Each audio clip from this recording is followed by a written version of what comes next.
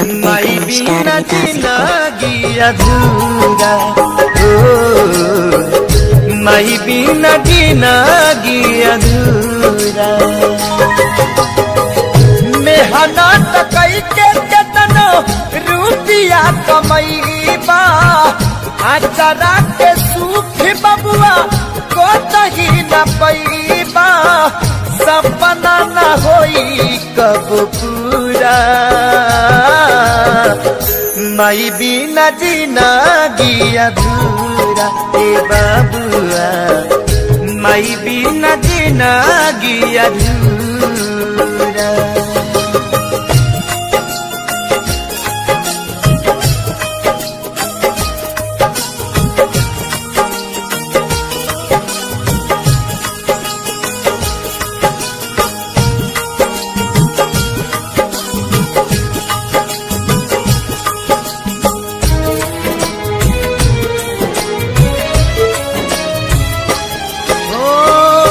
ममता के राचल में तोहरा के पलली, ते लगा रमाई तोहरा देहिया के मलली।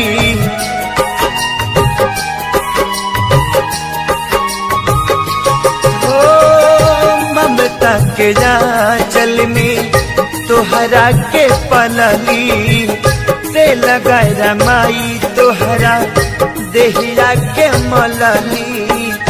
अपने न खैली तोह के खियली, अपने न खैली तोह के खियली। सोचली न कबो तहर बुराए बाबुआ, माई बिना जिंदगी अधूरा हो, माई बिना जिंदगी अधूरा।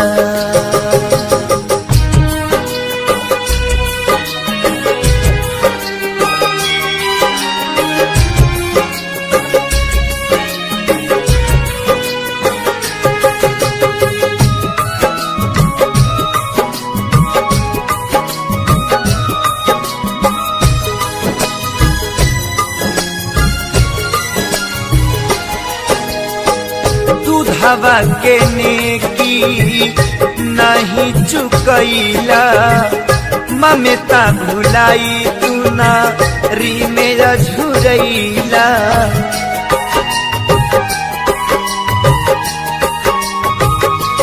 ओ दूधवा के नेकी नहीं चुकैला, ममता भुलाई तू ना री मेरा झुरैला। केतनो करबा कर जाना चूकी, केतनो करबा कर जाना चूकी। चाहे झोंकबा अखिया में धूरा, माई बिना जिंदगी अधूरा ए बाबुआ, माई बिना जिंदगी अधूरा।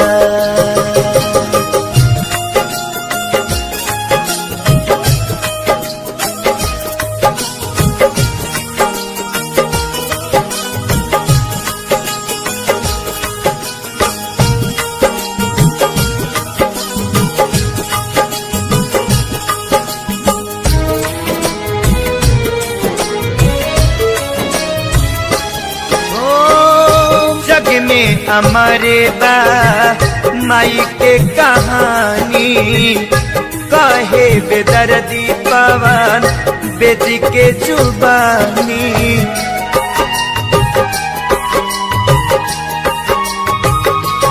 ओहो जग में हमारी बा माई के कहानी, कहे बेदर्दी पवन बेद के जुबानी।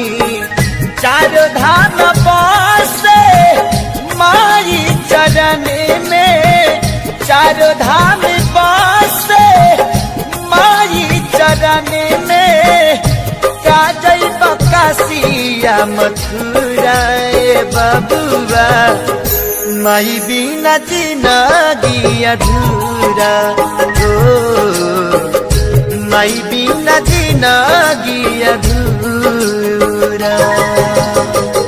मेहनत कई के केतनो रुपया कमईबा, आचरा के सुख बबुआ को तही न पैबा, सपना न होई कब पूरा। माई बिना जिंदगी अधूरा ए बबुआ, माई बिना जिंदगी अधूरा ए सुगावा, माई बिना जिंदगी अधूरा ए राजावा।